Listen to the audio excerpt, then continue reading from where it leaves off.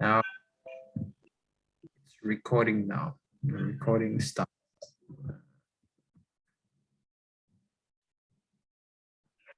Hello, everyone. Welcome to your first Modern Nine Nations training. I hope everyone is doing good. And now I'll address you as delegates. Now you are delegates. You're no longer Enoch, Hannah, or under another name, you know. You are delegates of countries now. So thank you very much for getting it on time. We'll just commence right away. Today, I'll be your moderator or trainer. I'm going to introduce you to why you should, do MUN. What's MUN? How many people attended? Followed the group links I sent. Hello. Do you guys hear me? Yes, sir, we can hear you. Yes, yes. So how many people had the group links? Do you follow? Okay, yes, managed. Good. Okay, wonderful. Just give me a second.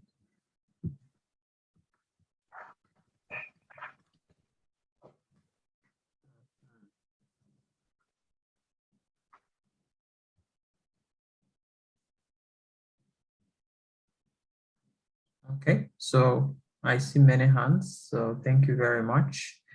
It's a rewarding thing because now you know what MUN is. And I am going to walk you through the concepts, what MUN is, why should you join MUN anyway, and why is it important for young people to know about MUN before they clock their 50s and their late 40s. So young people should embrace the idea of MUN, reason being that I'm going to share. Stay tuned. Some housekeeping rules, please mute your mic if you're not speaking. But in the middle, if you have questions, gently like a diplomat, click on your right hand side where you raise up your hand. Then I'll see your hand, then you can ask a question. Second, this is not a lecture, please. Don't make me like I'm a professor. So what we're going to do is going to be an interactive moment, dialogue, questions, answers. And if we in the middle of the time, I'm going to walk you through, but we should end with a small simulation to test. You see, we have group breakout rooms. So breakout rooms in our committees that who remembers our committees? One is our committees is East African Community, UN Security Council, ECOWAS, SADC, and the one I created, North African Development Community. So we are going to break into those rooms into sessions, all right? So please don't sound like it is a lecture. Let's just enjoy the ride. So everyone can see this, I guess. Show of hands. Can you see it? Yes, we can, sir. Wonderful, good. So, what is MUN? You can see? Everyone, I hope everyone can see it now. Okay, this is what we're going to discuss today. In addition to what you discussed in the beginning, to what you watched, I sent wonderful videos that explicitly explain what MUN is. So, diplomacy in practice. This is welcome to a diplomatic world. This is the first lecture on diplomacy. And I hope everyone will embrace the notion of diplomacy because we are training leaders. So This is African Model United Nations, African Rebirth Model United Nations. The term here is excellence is the new normal. So we want to excel in whatever we do. So excellence is our new normal. Today's discussion, why is Model United Nations? Why should you put your time to come and watch MUN? What is MUN? Rules and procedures. This is what we are going to do mostly. What are the rules and procedures of United Nations? I hope everyone has at least had a debating club sessions, not so? At least you've debated in your school, primary school, secondary school, even university. I think you guys have debated. So there are rules that govern debate. Just like MUN, there are also rules that govern MUN. Moderate, so these are setting an agenda, opening statement, general speakers list, points, moderated and unmoderated caucuses, voting, and the resolution. At the end of the day, we want to know what is the resolution. So what is MUN? I'll first ask, what do you think, guys? Because I said this is not a lecture room. We are going to ask questions, free interaction. So please state your name, not to your name, just say what's MUN. What do you mean by Model UN in your own understanding for like this? How do you explain that?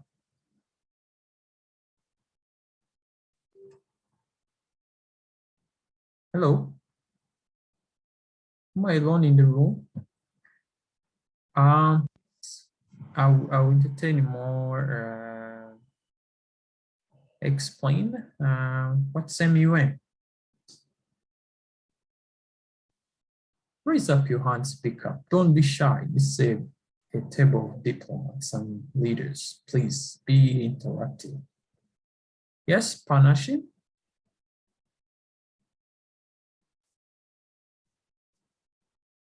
Panashi, you speak up? Greetings, say, I hope you are good.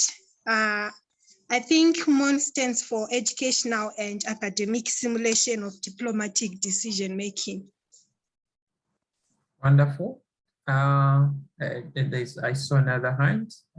What's her name? Achai? Yes, hi. I would say MUN is a platform fashioned after the United Nations to discuss the problems of the world and to come up with solutions. Wonderful. Esther?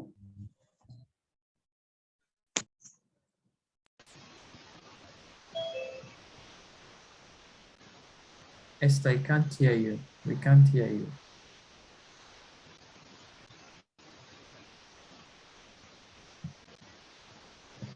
Hello, Esther. I can't hear you. We just hear the sound. Okay, as you amend your mic, Hannah. Okay, thank you so much. I think MU is like a scenario, like maybe like participating to gain the grasp of this important issue, like international scenario, or maybe developing the debates or negotiating and developing the leadership skills. Wonderful. Thank you. I'll let you guys know about what MUN is. And so, like you said, what lacked in your definition is that MUN is, people lose their names, lose their statuses, and represent countries. So, like I said, is in a model UN conference, delegates assume the roles of countries and organization, international organization, the various committees or that make UN. This is the good thing is you can innovate in MUN. You can put any committee that stands out. But the original intent of MUN are people to debate in the committees. How many committees make up UN? Anyone knows? How many committees? Can you mention like one? Hannah? Peace and security. Wonderful. Second?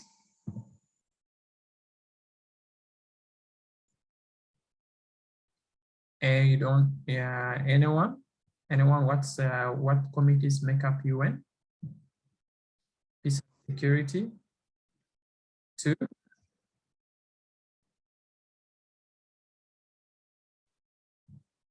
Okay. Okay, so there is the General Assembly, there is ECOSOC, there is National Communal Court of Justice. So those committees make up what we call UN, and definitely the Security Council.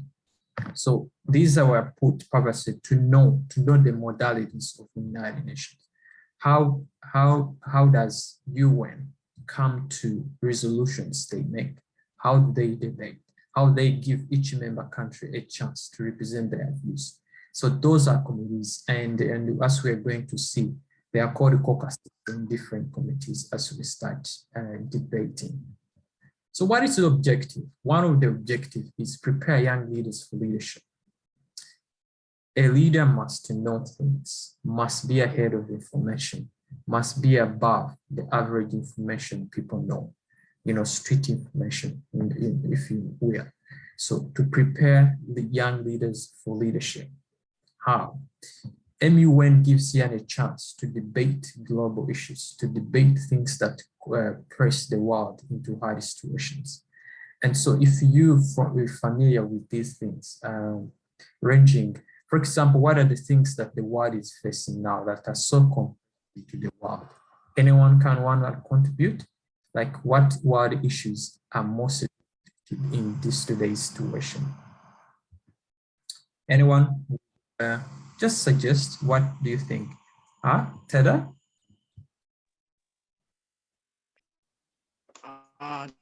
Thank you for the question. I think climate change. Climate change, there you go. Makida?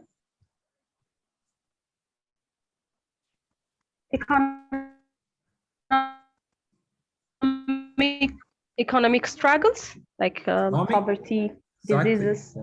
Exactly, economics struggles, and so so these are the important things that young people should know about. It's not about the leaders of countries who should address these things. The difference with us is that we are doing this as a form of representation, not a real thing. But we are preparing young leaders to take leadership to that matter. We are preparing that once you're in that position of leadership, you know what the world compressing issues that come together into a world solution. So we are preparing young minds for leadership. Develop a solution mindset. At any conference of any UN, at any simulation of the UN, we draft what called a resolution. How do you articulate issues? How do you formulate issues? How do you analyze issues? How do you make issues that are informed? So, and at the end of the day, a resolution is a solution. What have you decided as a delegate or representing a particular country that this issue must be dealt with? So that is, we are developing that. So you debate a lot of resolutions, you debate a lot of solutions, but we also need to see an action taken. So compressing, ranging from climate change to poverty, to global terrorism, security challenges. What are your solutions? What are your thoughts? How do you formulate solutions? So that's, we're also developing young people to take up that mindset. It's not about just being like a scholar and maybe a student, you're educated. So what? Education without solution is not education. As a matter of fact, you are equal to an illiterate person. So what distinguishes education and uneducated is not how many degrees you got, it is how many problems you are able to solve. And that's what gives chance for young people to explore in that direction. So develop a big context of international affairs. Absolutely. So you tackle. So as we're going to divide in committees, we're going to know problems beyond your country, and how these problems, for example, the issue of terrorism. Long time ago, we used to hear terrorism in the Middle East, in the US after 9/11. But now tourism has arrived in Africa. I think you guys, if you're from Mozambique, you're in a place called Cabo Delgado, where there is an insurgence going on in West Africa, in the Sahel region. So these are challenges. How these things make up a link point? How does a terrorist in Iraq influence a terrorist in Cabo Delgado? So with that global mindset of solution-oriented personnel, it develops you to see things beyond your country, but at a global level and an international level, which gives a mindset of more of openness to innovation, to to informed points of views. Prepare young mind for global leadership. Absolutely. We are not preparing you for just to be leaders in your countries. No. We are training you to, to go out there, compete for jobs at the UN, compete jobs at the World Bank, compete jobs at international level. Want to see young African leaders take leadership because they have information that gives them a global view of structure. Mind you, these things I'm telling you about. I remember when I came in North America for school, 2017, in my first year. So I didn't know about MUN because these things are not maybe taught home or they are scarce. But these are things taught from high school in this part of the world.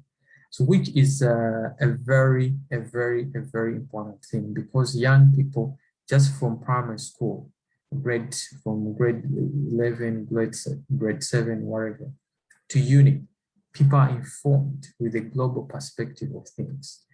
But it's not too late, we can catch up. And that's why African Rebirth reveals these opportunities to young people. So preparing young people for global leadership, global governance. How do we prepare young people? They equip with skills, So you may say like, okay, what does that mean in a context? How does me as a person, become useful after learning these things? What does it entail? What does it help me? Public speaking skills. So when in these sessions of MUN, you learn public speaking. Public speaking is not just speaking so loud, speaking so intense. No, it is speaking. It's a strategy. It is speaking with tone. It is speaking with authority. It's speaking with confidence. It's speaking with informed point of view. Otherwise, even cars speak, they make a lot of noise. So what differentiates a public speaking expert? They have a strategy to speak, a strategy to convince, a strategy to, precise to your information and give the right information. So public speaking skills. Research. As you may know, this is a research driven, because you can't know global stuff without research. You can't know security challenges in Djibouti without research. You can't know what economic activities are taking place in Africa that are so dominant without research. So this definitely will help you sharpen your research skills. How do you analyze? This comes to analysis of information, policy analysis. How do you analyze things out of your research? Active listening. There are people, when you're talking, they're just waiting you to finish and talk. So as a leader, as a diplomat, you got to listen very well, because listening gives you a point of advantage. You know where to tap. You know when to speak. You know how to inform. So active listening. As we are going to give you group sessions, caucuses, different committees you're going to go to. Listen to your fellow delegates, listen carefully. Negotiating. Oh yeah, this is one of my favorite, negotiating. How do you negotiate a policy? How do you convince a country to come align with your values? How do you pull a country to sign an agreement with you, because as a resolution, you can't write a resolution without sponsors. They call it sponsors, and So the sponsors are countries willing to support you, not to give you money, but to support an idea. Conflict resolution, definitely, and technical writing. As one may say, what's technical writing? Anyone can type, given a computer, but how? You know, these are memos. I think guys have, if you have seen communique for countries, joint communique for countries, there's a certain style of writing. And this is gonna help you writing memos, be at job interviews, be at your workplace, writing short memos that speaks a lot of volumes. And some of you may go out there in the diplomatic world, diplomatic memos. How do you write them? These are things gonna help you sharpen your mind with. So now we go to a typical MUN, rules and procedure. Now we're done with what is it? So as you watched, there is called roll call. Any of you went to a primary school where you could raise your hand, Enoch, present, sir, or madam? Any of you relate to that? Yeah, so you know what the roll call is, you know? The same at the UN. Even actually, when you go to UN headquarters in New York, that's how it is done. So at least they're not calling you your name, they're calling countries, and they call them in alphabetical order. So before any committee session starts, there's roll call. There's roll call. So they will say procedural. At the beginning of each committee session, the person who moderates is called a chair. And so they will say countries in alphabetical orders, and you say president and present. And so there's two notions there, present and voting. So countries that want to vote in anything, you say present. Countries they want to vote on certain matters during the session, you say present and voting. Now, the irony here is if you say present and voting, you cannot be allowed to abstain from voting. So you must vote. But if you say present, you can actually vote too. So you hear someone call you Ethiopia, then your delegate will say, delegate represent the country will say present or present voting before any session starts. Now, from roll call, we set an agenda. Just like a meeting, there is no meeting without an agenda. It so applies to anyone. You should have set an agenda. In all committees, there are all topics, you know. So the chair will come say some opening statements. Okay, topic about let's say about terrorism in Cabo Delgado, you know. Let's discuss about terrorism in Mozambique, in particular in Cabo Delgado. Okay, so that's the topic at the hand. Now, opening statements. This gives a chance for delegates to give their point of view.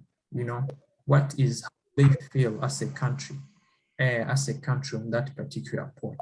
How do they define, you know, terrorism? What is their position? What is their mandate towards that? So setting an agenda helps you to, you know, prepare your mind and set the tone for debate. And for example, if let me come back to you. So if I say, okay, terrorism in Cabo Delgado, what could be your opening statements?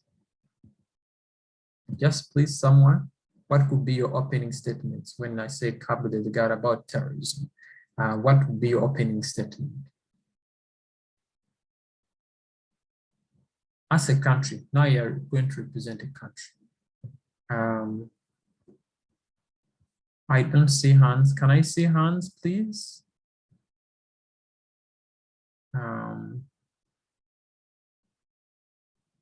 Hello? Yes, Achai? I was asking, did you mean if you're setting an agenda, if I would say the delegate of Sudan would like to motion an agenda topic to discuss terrorism in Africa. Yes, that is a motion. You asking to set a motion. So a delegate will say, after opening statements, will say, is there any point of motion on the floor? Then you say, the delegate of Kenya, whatever country you're representing, sends a motion that you want to discuss and this and this.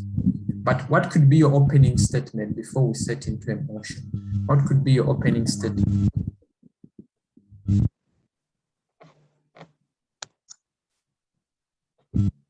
Yeah, you want to say something, Achai? No, I think I'll put my hand down. Thank you for correcting me on that. Oh, no, okay, no, it's okay. So opening statement would be like, okay, thank you, esteemed chair. Terrorism is a global issue, and it is a matter of urgency that we focus on the solution and the causes of terrorism. And terrorism has killed so many people, and this, and you state statistics. Terrorism has caused economic difficulties to people. And so it's a matter of urgency that terrorism is a big issue and should be our topic of focus. You are like, you see like countries have interests, you know. So if your interest is much more on terrorism or security dilemmas of the global village, you are supposed to front an agenda so that you bring other delegates to focus on the problem.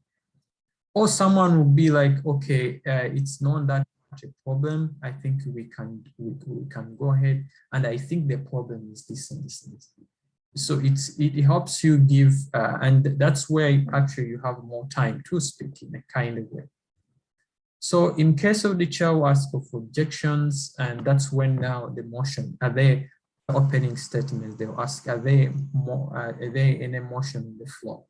Then you bring in the idea of a chair, like agenda to set, a motion to set, to discuss about the effects of terrorism, or discuss like if terrorism in Mozambique, you can also discuss terrorism in other parts of the world. Then people will vote. It's like, okay, any objection? Some people can object and give reasons to why. Some can agree, then we go ahead with the question. So motions to set speakers time, that's it. So before anything happens, they will say anyone wishes to be added to a speakers list, general speakers list. So countries that add themselves to speakers list first, they are given time to speak about a particular topic. So you must submit your names to the speakers list. Then we go ahead and we're given time. Now, when you don't have speeches of 15 minutes, 1 hour, many. No, you have to be short, precise, and target to the point. And so you must be very quick. And that's why like 45 to 100 seconds. So that's approximate like maximum 2 minutes, right? 45 seconds to 60 to 120. So that's maximum 2 minutes. So you must make your speech in those 2 minutes, quick and that. So what are the points? So in debate, in normal debate, there is point of order, point of information, whatever point. So even MUN, there are points you raise. So procedure, and points are used to clarify questions or point of errors in the proceedings of the committee. And these are always used for procedural purposes. Points may be introduced at any point during the debate, so long as they don't interrupt another speaker. So that's why in MUN I said you must allow your speaker to, a delegate to have time. You don't interrupt the delegate. I'll show you when you interrupt the delegate. So point of order, this is the common of all. point of order. How do you raise the point of order? So point of order, it helps you, it clarifies mainly like, okay, this is going out of, going out of order. It's going out of the routine. Someone is misleading or someone is defiling a rule. So you say point of order, and you be granted, and you say what is wrong. Or is it, you say, is it in order? Blah, blah, blah.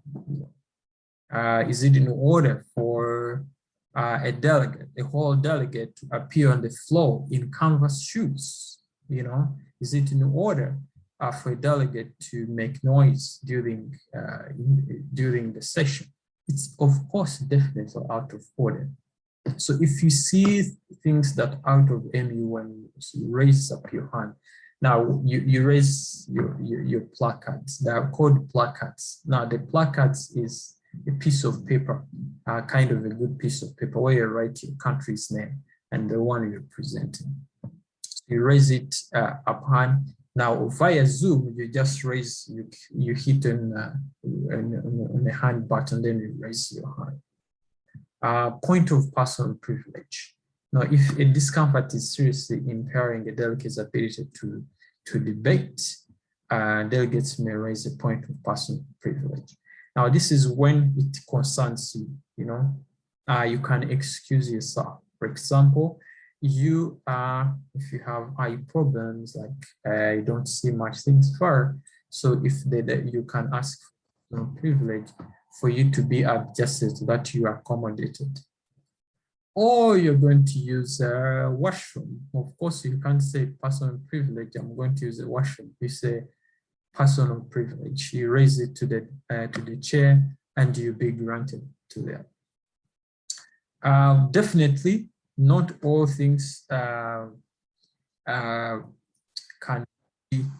be tolerated. For example, you can say point of personal privilege, I would like to go out and smoke. No, that will be totally out of order and it won't be allowed. So there are limits. All the boundaries are within a professional and a diplomatic procedure. Now, point of parliamentary inquiry. I remember when in high school, we used to debate, and this is also the parliamentary inquiry. In case delegates have a question concerning the rules of procedure, may raise a point of parliamentary inquiry when in a formal session. So, for example, you're not understanding well how certain things are being conducted. So you raise a point of parliamentary inquiry, and it's up to the chair to grant it or not. So those are points. So these are points you raise in debate: point of parliamentary, point of order, personal privilege, point of parliamentary inquiry. Now there's something important called the right of reply. If a delegate insults the sovereignty of a country, the delegate of the country whose sovereignty is being insulted may raise a point of right of reply. Now, this cannot interrupt a delegate, point of parliamentary inquiry, or point of personal privilege, or point of order.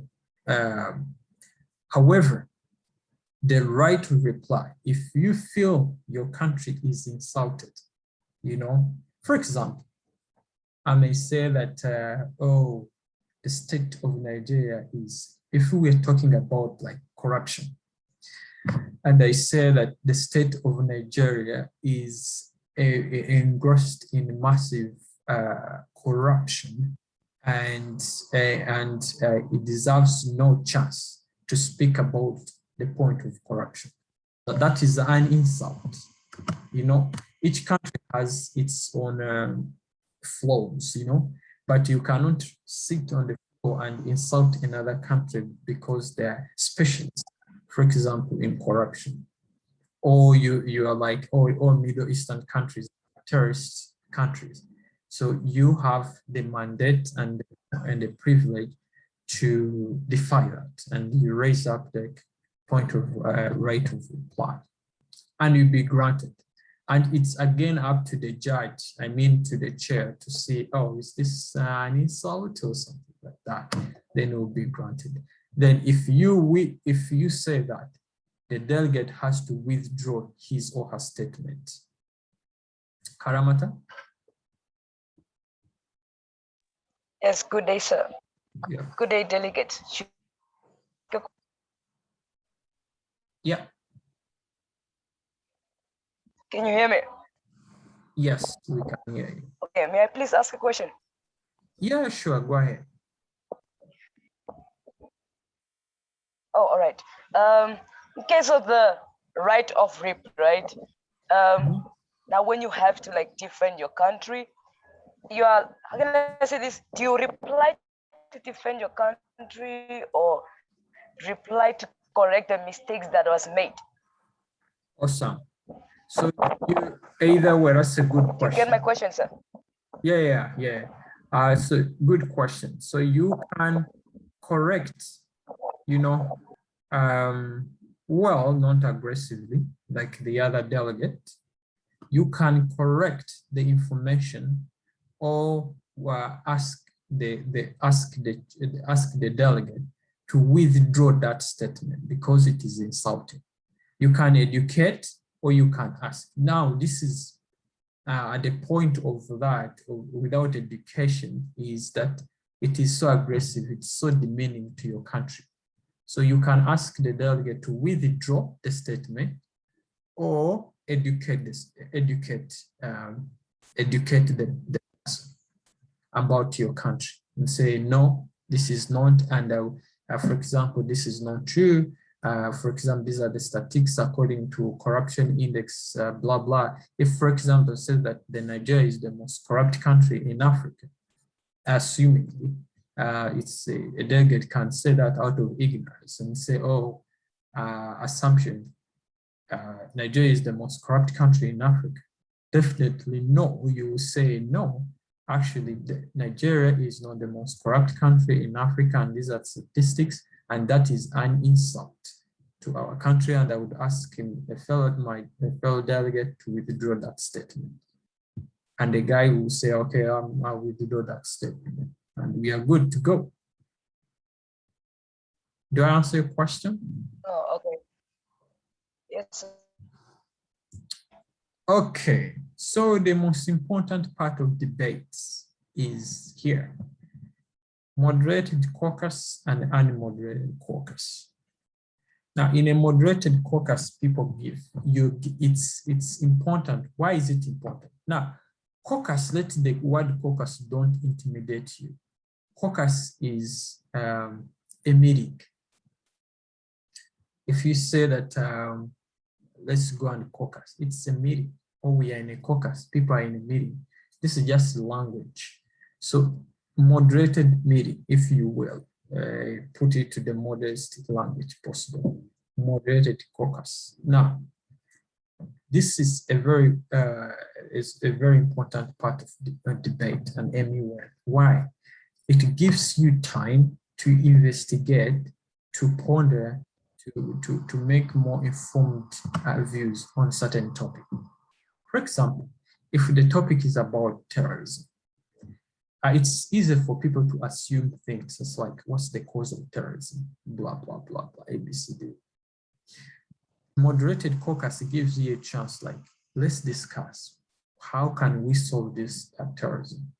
And you pass on a motion, say a motion for a moderated caucus, 5 minutes, 1 minute speaking time. So 1 minute speaking time means that each delegate in the committee will get 1 minute to speak about the issue. So you say moderated caucus to discuss about the causes of terrorism, and 5 minutes and 1 minute speaking time. So you raise it to the chair, and it is right in order.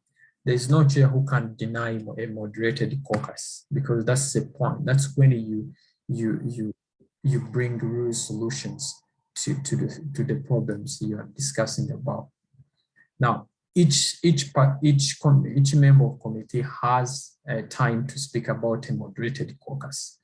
And each time, second, important to know, you must be quick about that because it's a minute anyway. So you must be quick on that, and and you can also, the good thing is you can also ask to extend the moderated caucus. You can move a motion to say a motion to extend the moderated caucus 10 minutes, one minute speaking time. You can do that. Now, the difference between a moderated caucus and unmoderated caucus is that the chair is still moderating the session. The chair has still powers to say stop.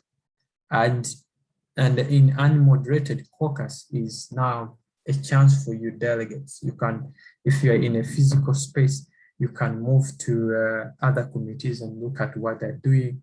It's a ample time to find other states' views and other delegates representing a country.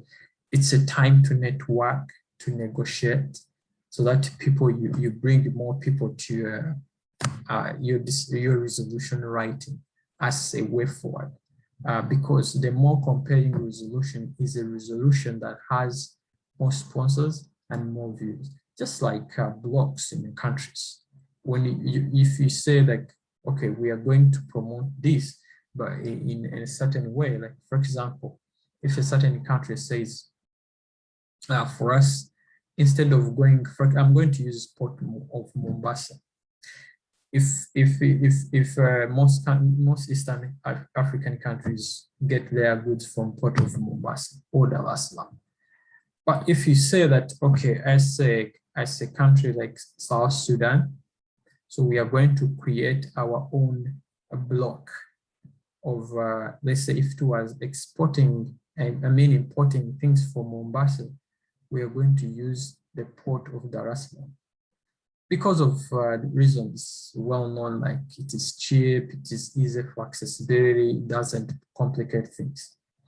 Now, you have to convince other countries, bring other countries on board, that have been using the port of Mombasa to come and buy your idea. So the point of unmoderated caucus is that. So you can move freely in the room, you can get other people's views, other countries' views on certain topics that will have discussions like, okay, if you're talking about terrorism, what does a country like Ethiopia think about terrorism? What are the policies that are in hand that are concerned about terrorism? Okay, if Ethiopia has views on terrorism, how about the Gambia? What does it take for a Gambian foreign policy on tourism? What is its views on terrorism? Now, countries' views are not just personal views. These are actually written statements. These are written in foreign policy documents in their foreign policy to do that. So a unmoderated caucus is a very nice platform. However, it has a limit. You cannot go for 40 minutes unmoderated caucus. I think the maximum is 20 or 10. However, you can always move a motion for extension of an unmoderated caucus. And the chair will just sit there and give. However, you cannot also leave certain rooms and when you're in, for example, in a physical space. So resolution writing, and this will be my end because it is too much information. We want to go step by step. Now, why say resolution? Now, at the end of this oral from A1 to our main objective is to write a resolution.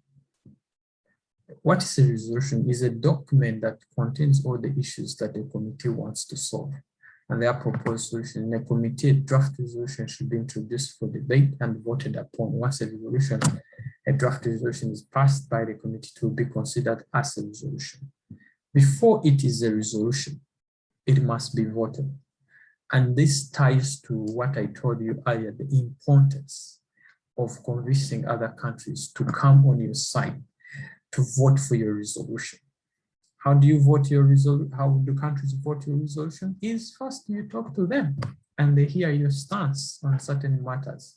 And then they say, okay, this can be say a public good. This can be good for us all.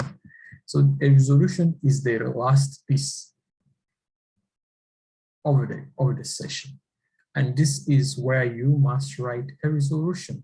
Otherwise, there is no point of debate.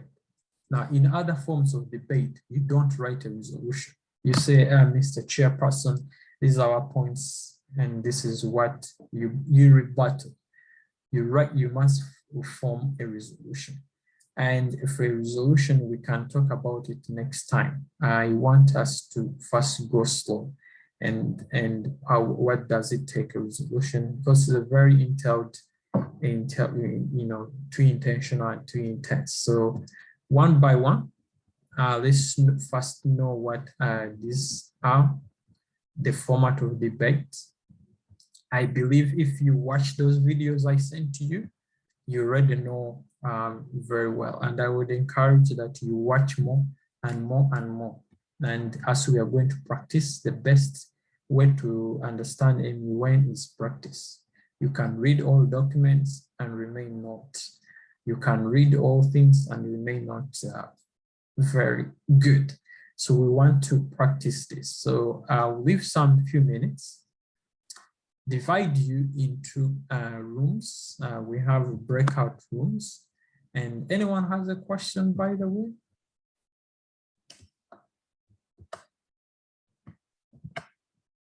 Anyone has questions?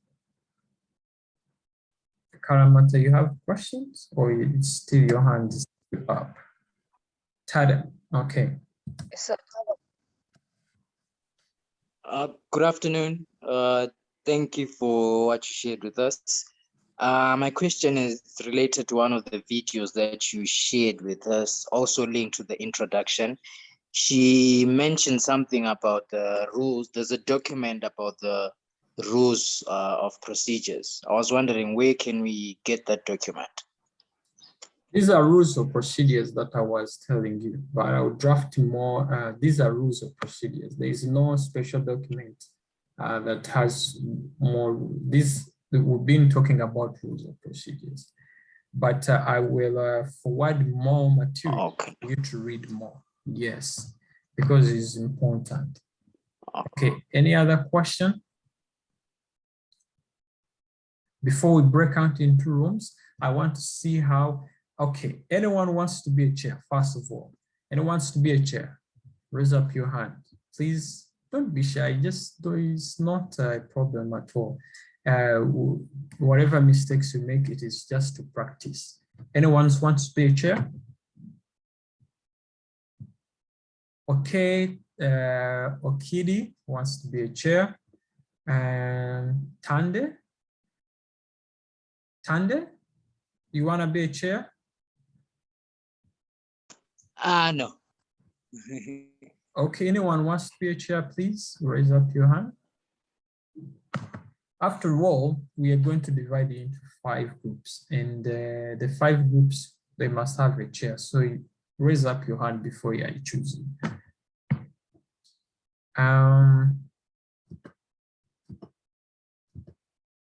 Just have you moderated, not moderate, have you participated in debate before? So we're just going to learn. So I'm going to divide you into groups. We're going to break out rooms, and then we will, okay, so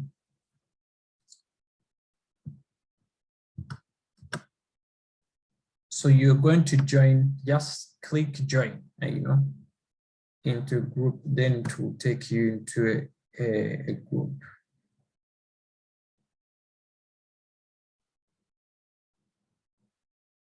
Are you guys joining breakout rooms?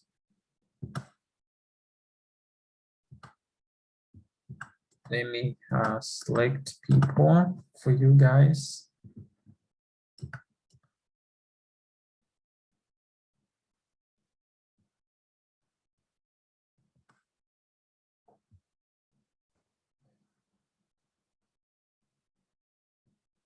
Have you joined the groups? Me, no, not yet. Okay. I'm still in I the also don't have a group. main room.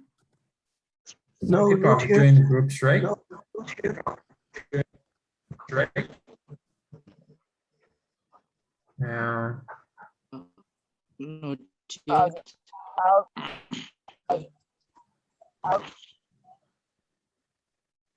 Not yet. You're not yet there? There? You're not Yes, yet there? not yet. No, not yet. Okay.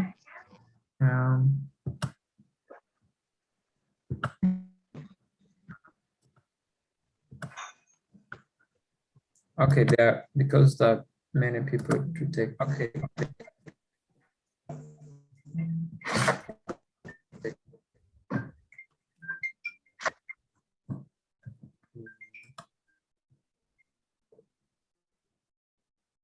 Okay, room 1, I guess you are ready.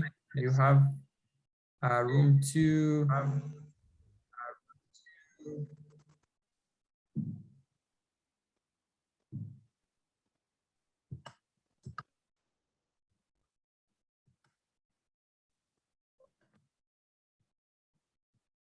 So you guys, you haven't gotten any breakout rooms, really? Yes. No, have not got. Not yet. Yeah. What's happening?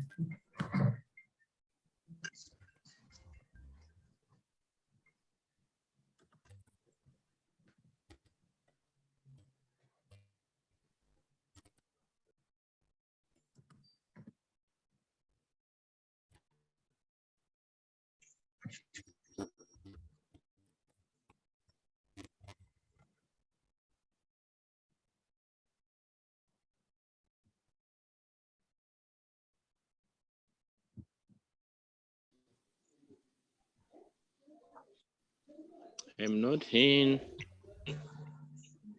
Breakout rooms. What?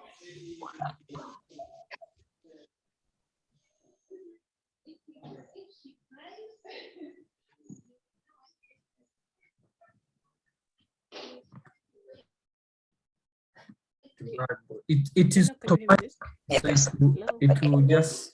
it will just take you to Hear you. Can hear you. Good afternoon. Is there like a link that we're using to join? yes, so I'm it not is seeing just any on my automatic. side. Me too. I was in breakout section number 2, but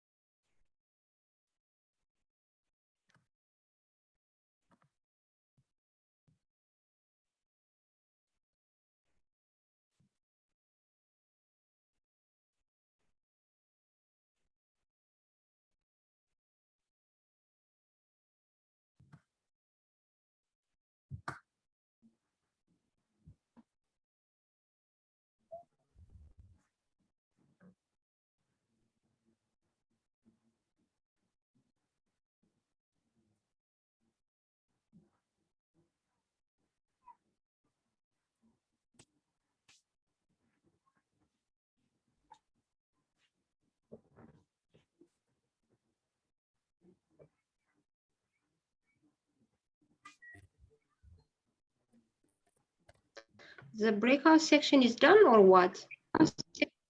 Is done or what? I can't hear you. You are in mute. Like unmute yourself, please. Emil.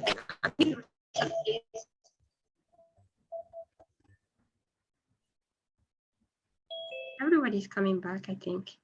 Okay. Still not seeing any links on my side to the groups. I don't understand what happened.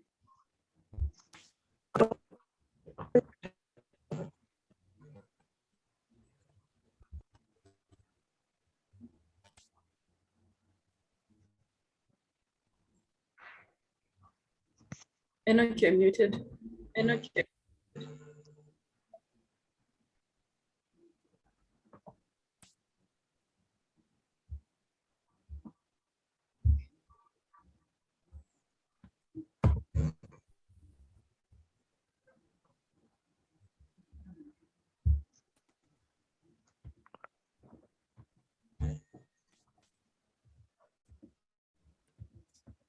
I can't listen. I can't listen.